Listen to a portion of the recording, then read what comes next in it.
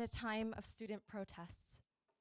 Between April 3rd and May 8th of this year, students from my university, Johns Hopkins, occupied an administrative building on campus in order to protest against the creation of a university-owned private police force. The administration said that the creation of a private police force was necessary in order to make our campus safer, but students criticized that decision, stating that the university failed to provide community input. Instead, students argued that creating a private police force on our campus would only increase tensions and harm relations between the existing university and the existing local community, because there was no way for the local community to hold a private police force accountable for their actions. The occupation lasted a total of 36 days and resulted in 7 arrests.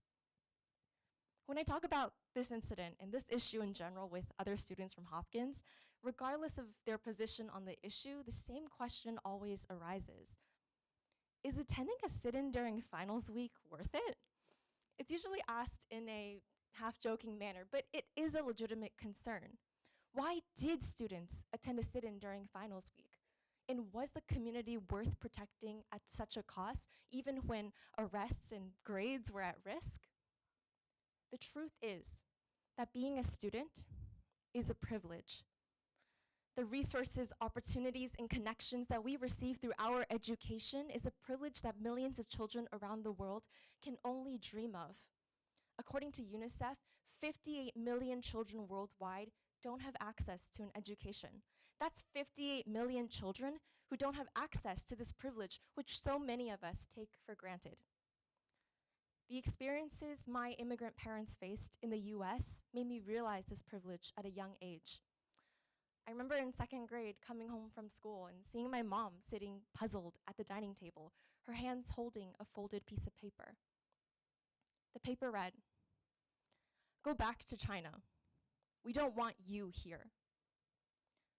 I asked my mom what she wanted to do about it. Knowing her personality, I thought that she'd retaliate immediately and go to the police. But she didn't. She told me that her English wasn't strong enough to convince anyone, let alone the police. After this incident, I was convinced and determined to go to school, to build up my own voice in English, strong enough to advocate not only for my parents, but for anyone else who lacked the means to represent themselves. This determination drove me to make the best out of the resources and opportunities my public school offered me. In middle school, I signed up for the National History Day competition, and it's an event where students from across the country conduct their own research on a given theme. I decided to make a documentary on the Battle of Stalingrad, which is a major battle in World War II. I interviewed 3 different professors from 3 different universities in Boston to get their take. I consulted with my local librarian to get all the best books on the topic, and I even received permission from the US Holocaust Memorial Museum's Steven Spielberg Film and Video Archive to use their footage in my documentary. And most importantly, my history teacher, Miss Z, gave me guidelines for how to conduct independent research, to determine and analyze a battle through different perspectives, and to find fact-based evidence. At every step of the way, I received guidance, confirmation, and affirmation. But all of this wasn't or wouldn't be possible without me being and having this access as a student. Now, access is important, but more importantly than access is knowing how to utilize and evaluate your information. For the vast majority of the population today, there is simply far too much information and far too little training to know what kind of information is true or false. And not only is determining what is true or false becoming more and more difficult, but nowadays, knowing what information is being left out by your source of choice is even more difficult to determine. As students, we're trained to combat this exactly. A liberal arts education allows students and equips students with the tools necessary to evaluate a wide variety of information by looking at it through different disciplines. Through research, you learn how to check your own sources and where to find fact-based evidence. All in all, education prepares students to be independent fact-checkers and to tell unseen stories. This privilege should and must be used to help others. You only need to look at the United Nations Youth Assembly to see how. I had the opportunity to attend it 3 years ago, and it's an event where students from around the world gather together and talk with experts from all sorts of different fields to come up with ways for young people to bring the Sustainable Development Goals into their own local communities. Or consider European Horizons, a student-led policy incubator where I currently serve as executive director. At our conferences, students work with one another to come up with research-based policy solutions to issues in the European Union. Students from a wide variety of backgrounds then take these solutions and bring them to an expert panel of policymakers and professors who work with them one-on-one on improvement and implementation. These examples are just some ways in which students can work directly with experts, build upon existing solutions, and provide a youth voice to otherwise technocratic institutions. But just because we work with experts doesn't mean we have to agree with them. We have to keep them in check. Students are independent researchers. They have a unique capacity to act as independent fact checkers.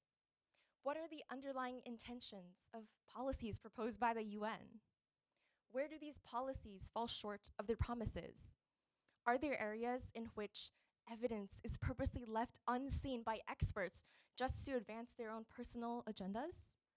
These are all areas in which students must step up and utilize their unique capabilities as independent fact checkers to tell those unseen stories. Now, thinking of ways to bring your academic training into the general public and sharing it with others isn't easy. I think that some students from certain fields might find it more difficult than others. How does public policy relate to astrophysics? If I study the philosophy of math, what part of my education can I bring to the general public? And most importantly, why should students care? Why should you attend a sit-in during finals week anyways, when you could be using that same time to study?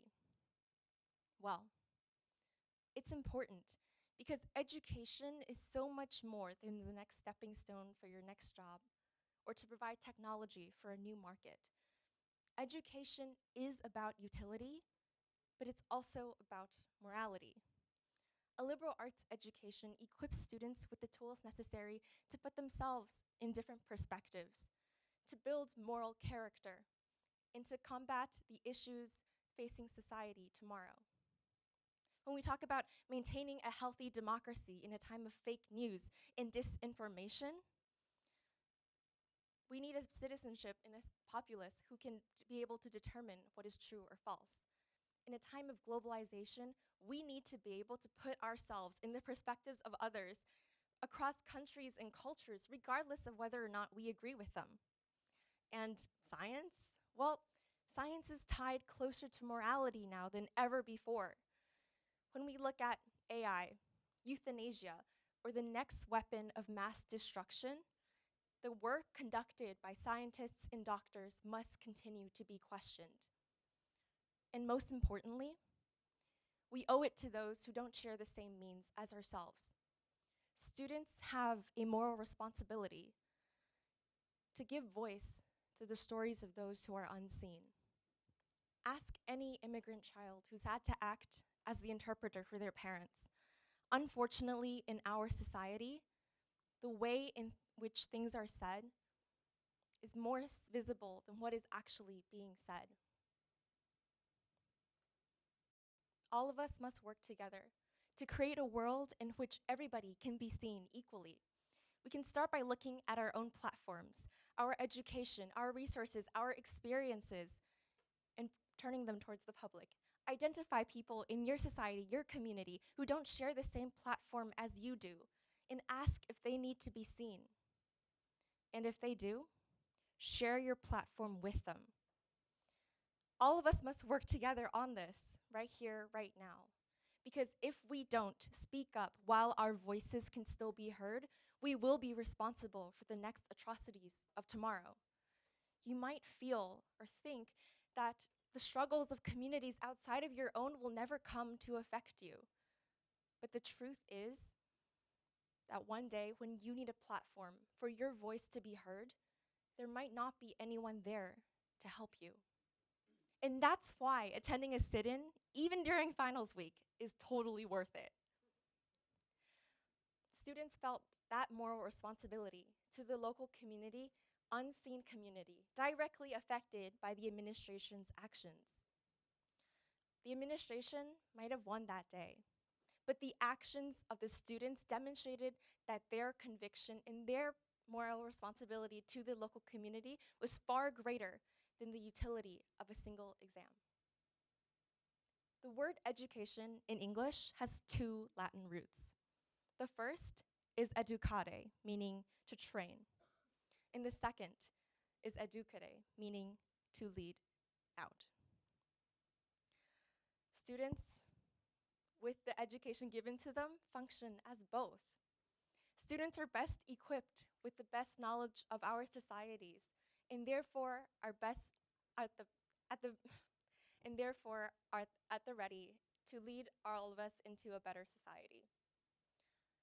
The late President Franklin D. Roosevelt, on the night before he died, stated that great power involves great responsibility. Students have that moral responsibility to speak truth to power and to give voice to the stories of those who are unseen. Whether in Hong Kong or Baltimore, Sweden or South Africa, students must continue to act with moral responsibility. Thank you.